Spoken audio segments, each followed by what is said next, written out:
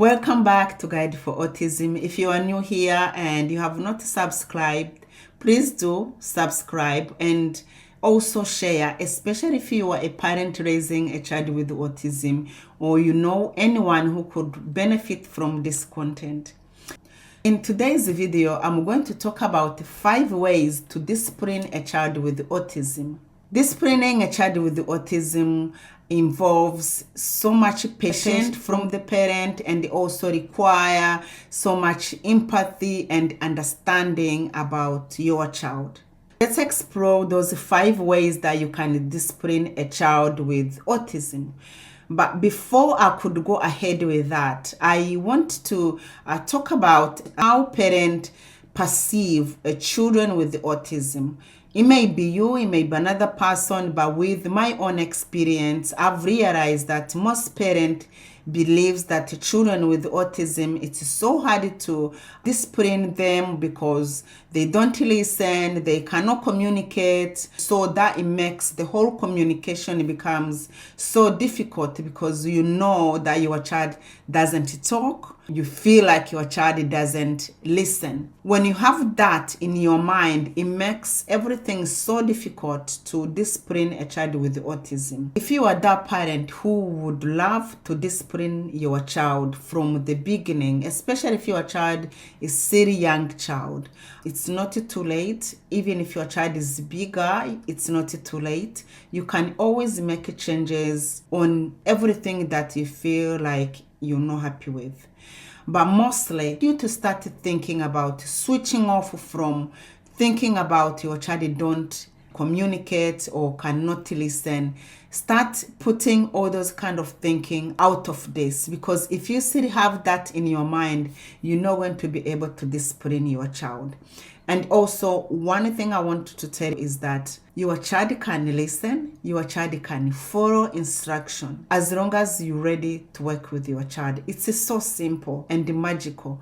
The first time I tried, I didn't know what I was putting myself into, but I realized disciplining a child with autism is the most easiest thing you can ever do. Tips number 1, you're going to know best your child, which means you're going to understand what makes your child happy and why does your child behave the way you feel like you don't want your child to behave and what is causing it. And most of the time, trying to observe from anything, you're going to pay extra attention on what's happened throughout the day when you spend time with your child. And mostly you're going to use positive reinforcement, which means that our children do so many things throughout the day that can really make you annoyed as a parent, especially if your child has siblings who are also having difficulty to understand the sibling, what the sibling is going through, and also they have their own behavior as the children. All the children, they just have to be children anyway. However, in this case, I'm just only focusing on a child with autism.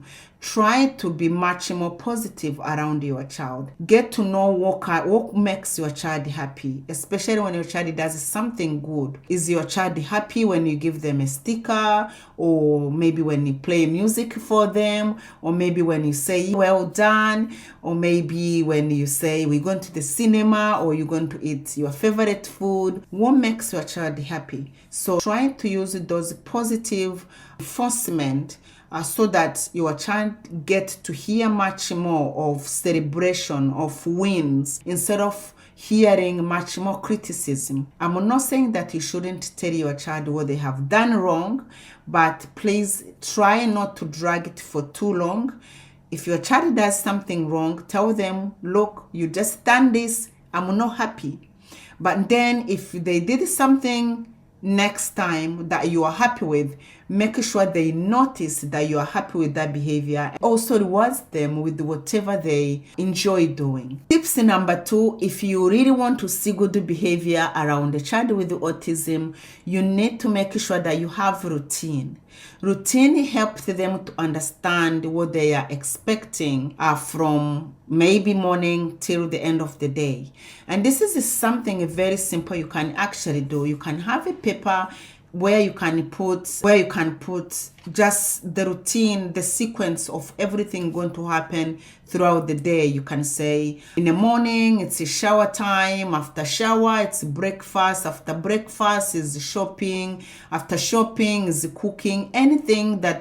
Any routine that you want to introduce to your child and you feel like your child is struggling to understand, you can make a plan about that routine so that your child really know what is happening. They know what to expect from one activity to another. When you are doing this, make sure that you're very consistent, because children with autism, they register information very easily. They love their routine and they feel free. When you break the routine you have already established with them, it becomes a problem. Yes, I understand sometimes you're not in a house, you're outside, but also when you're outside, you need to set up that routine. What happens when you're outside? Do you have like a favorite toy that you can give your child to use when things goes wrong? Or do you have a favorite drink? What do you actually do? So anywhere you go and you feel like you're struggling with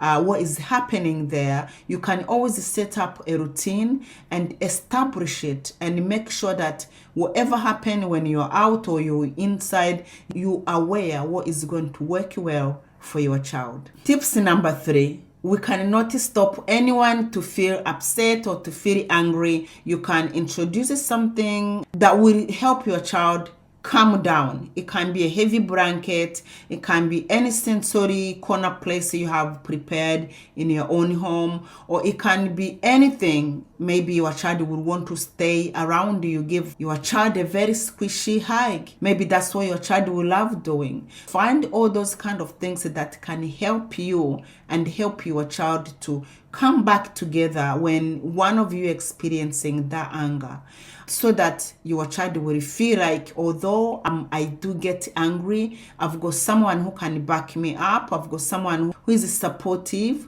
And children with autism, they love seeing those kind of support from parent. That affection, that loving from the parent, it's very calming, it's very reassuring. If you can offer that kind of support for your child, that would be very helpful. And again, you really need to understand your child best. You really need to know your child best and what works well for your child.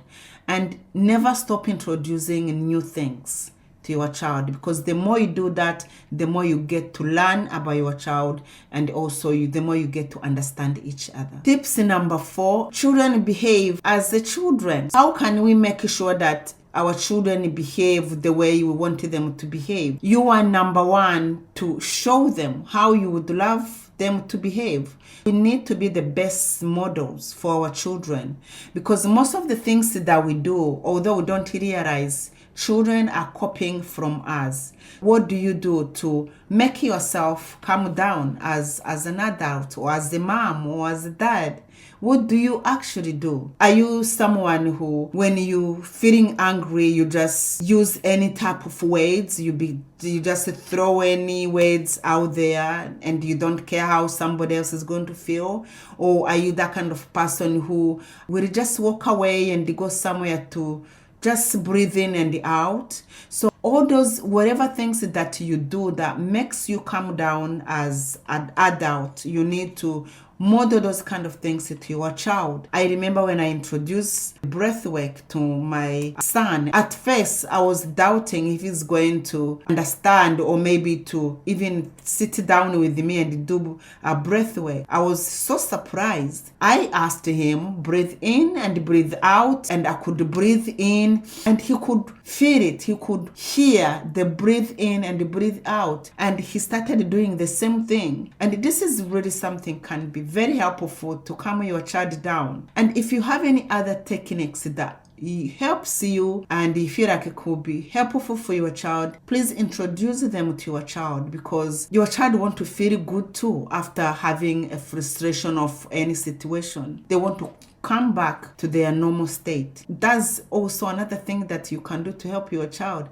Make sure you support your child in that sense, so that they feel they are connected with you, and they are also being listened and cared for. Tips number 5 as the last tips. If there is anything you can not do, is to see your child being angry and yourself respond in anger manner. If you do that, it's like lighting a fire. If you see your child is becoming angry and maybe speaking too loud, maybe speaking too fast, even becoming breathless when they're speaking, and even if your child is lowering on the floor because of something just happened, it may be probably your child didn't get what they wanted, or maybe is asking you to use something and you're allowing them to use it. It can be anything. Make sure that you respond to them in a calm manner. If it's a language, just respond to them very calm and very slow. Make sure you use those calm words that will make your child feel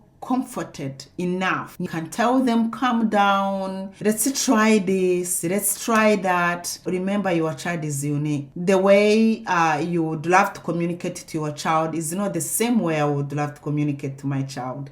I know that when my son is very frustrated at some point, the only thing that works for him, I may not say any word, I will just go quickly and give him a squashy hug.